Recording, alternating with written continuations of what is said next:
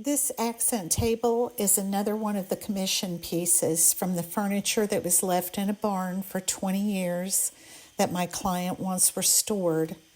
I can see that at one time this table was a real beauty, but time, neglect, and the elements have really done a number on it. The finish is all gone, so there was nothing left to protect the wood. It is in rough shape. I think we can save it though. Let's get started.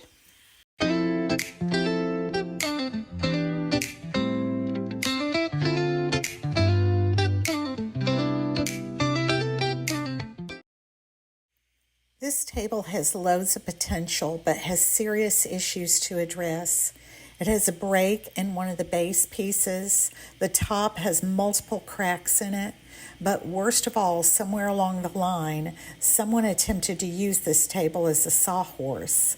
They set a piece of wood on top of it and sawed through that wood directly into the table and cut off one of the ends. That is going to be a challenging repair. You know, they say that a journey of 1,000 miles begins with a single step. Today, I'm stepping up to this challenge.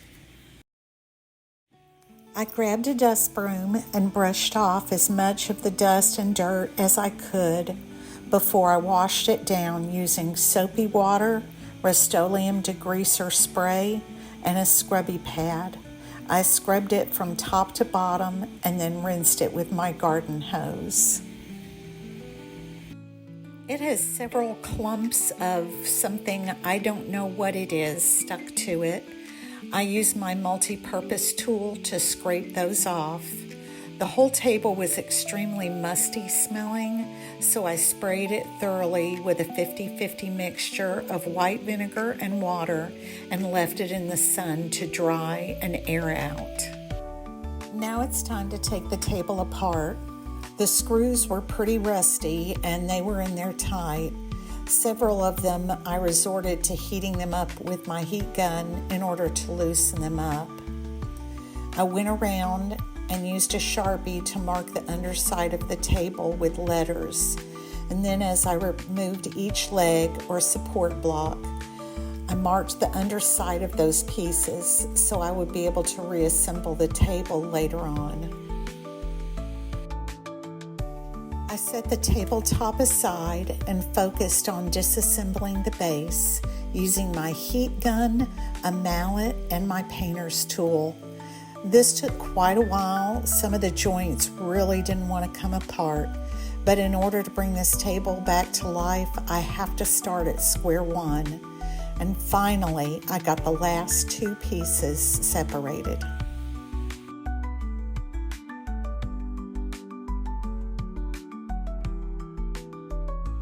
I decided to begin by turning my attention back to the tabletop. The splits in the table were too narrow to get a syringe in there, so I dipped my X-Acto knife in wood glue and used it to push glue down into every single crack and split, and this was extensive. I clamped the table until the glue dried.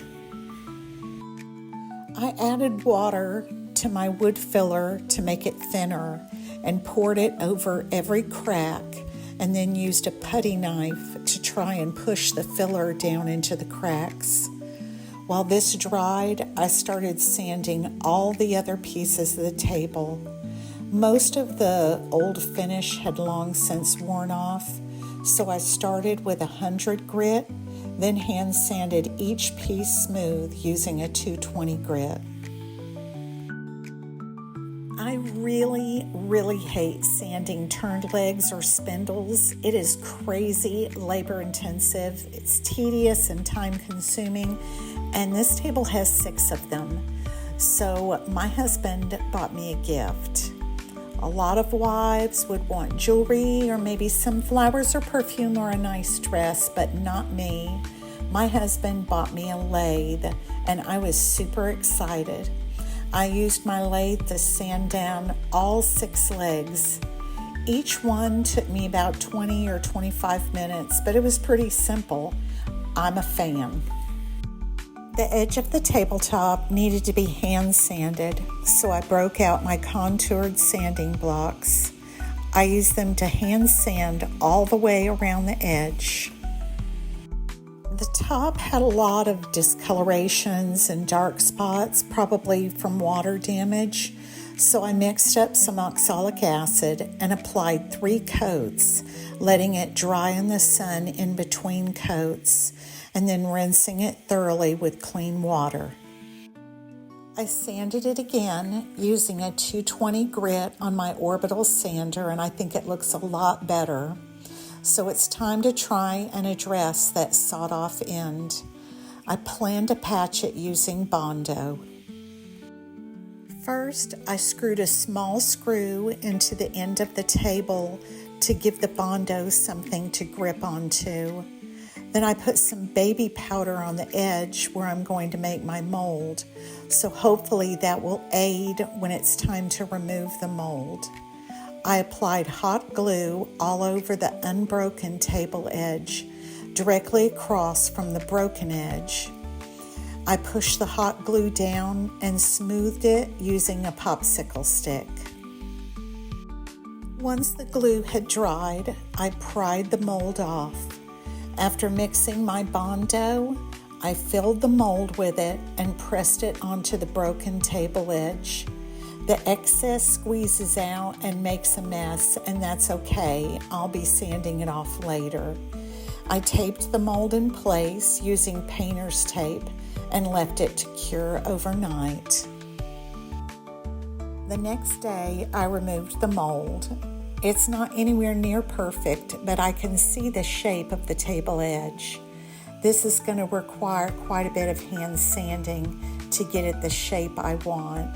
And it did take me several sessions until I was satisfied with it. But once this is all done, you won't know that this table edge is different than the other. I gave everything one last sanding using a 320 grit to really smooth it out and prepare it for stain. Then I coated everything with a pre-stain conditioner. Now, finally, for stain. I chose Minwax stain in the color Dark Walnut. I found my lathe was also really a handy tool to apply stain. Every piece got 2 coats of stain, then was set under a fan to dry. Because one of the table edges is not wood, but that blue Bondo, I decided to paint the table edge black and then make it a design element that's mirrored in other places on the table, so it would have some continuity of design and not just a black table edge, but something more intentional. I painted the table edge using Sherwin-Williams Caviar Black paint in a satin sheen using a small craft brush.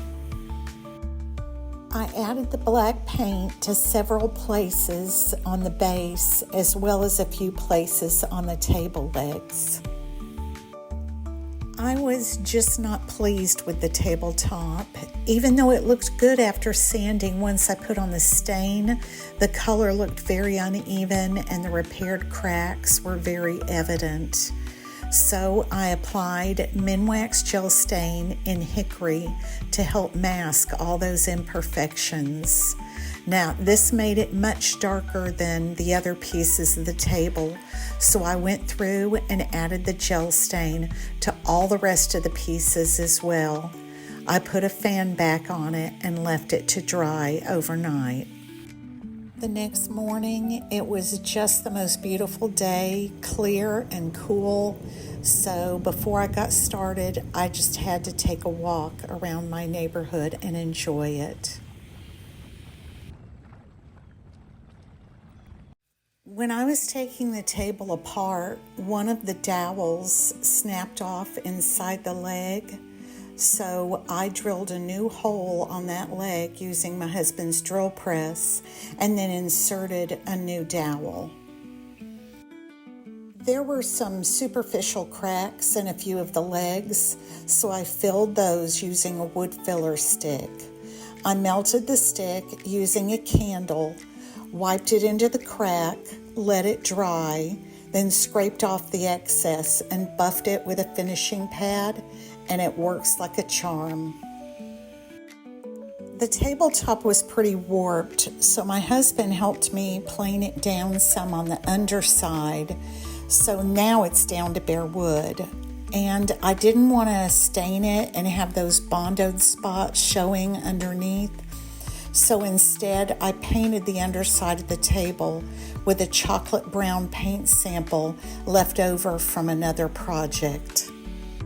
My client doesn't like a shiny finish, and originally she did not want a top coat, but I really encouraged her that furniture needs a lacquer or a polyurethane to protect it long term, and I told her I could use either a matte or a dead flat finish, so she agreed to that. I like wipe on poly, but I couldn't find any in a matte finish, so I made my own. Just use equal parts mineral spirits and whatever sheen oil-based poly you choose. The mineral spirits evaporate off and just leaves the polyurethane. You can make it a little thicker or thinner. I always use just a little less mineral spirits to make mine just a touch thicker. You know how James Bond likes his martinis? Shaken, not stirred. Well, this is exactly the opposite. Do not shake this unless you want to have tons of bubbles in your top coat. I just stir it slowly but very well with a popsicle stick and let it sit for 10 to 15 minutes to let any bubbles dissipate before applying your first coat. All the table pieces got 2 coats of my flat wipe-on polyurethane. I sanded between coats using a white finishing pad, except for the tabletop. This got 5 coats, and I used a 3000 grit sandpaper and my mister bottle to wet sand between coats, finishing up with a 5000 grit, which made the tabletop very smooth. Fall is coming, and I am really enjoying these cool mornings, so I just had to get in another morning walk before starting my day.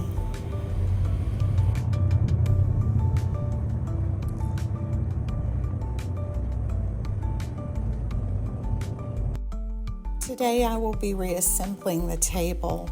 I had done a template on brown craft paper with all my letters written on there for the table pieces, because with sanding, planing, and painting the bottom of the table, all my original markings were long gone, so I had this set aside to help me. I dry fitted all the pieces first until I had it figured out. I screwed down one of the long side pieces and then went around the table, adding each piece, gluing the dowels and tenons before attaching it to the table.